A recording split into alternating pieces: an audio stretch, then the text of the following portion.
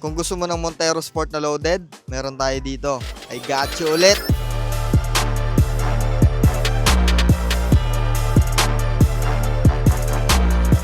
Good morning guys. Meron tayong new arrival. 2014 Mitsubishi Montero GLSV automatic transmission. Exterior wise, fresh original paint, auto-retractable side mirrors at upgraded ang wheels and tires. At sa harap, upgraded to smoke and projector headlights, LED fog lamps, functional chrome grille at 1 ang ending. At sa engine, it's a 2.5 liter 4-cylinder turbo diesel VGT automatic transmission engine. At yung engine na to, napakatibay. Tanong mo sa nanay at tatay mo. At syempre, magdala ng scanner at mekaniko para ma-assure mo. At dito sa loob, intact na headliner, fresh leather seat at well-designed na dashboard. May phone holder, touchscreen infotainment system, automatic climate control, mini storage, automatic transmission, strawberry juice, 2-cup holder, center console, at napakaayos na steering wheel. May mga controls na rin dito, may paddle shifter, analog display with 84,000 kilometers on knock only, at vanity mirror on both sides, at syempre, may shade holder na rin to. At ang favorite part ko, naka-push start button. At pwede mo siyang kontrolin gamit ng susi, pwede mong i-start dito.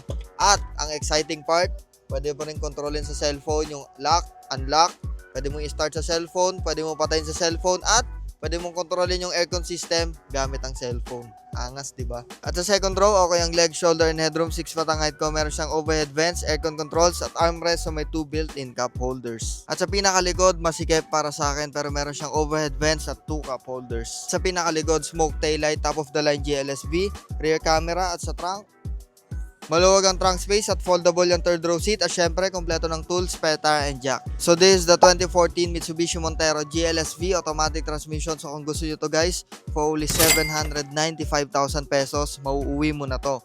Open to for cash, trade-in, and financing. So tawag ka na, napakatibay nitong kotse na to. Thank you guys, peace out.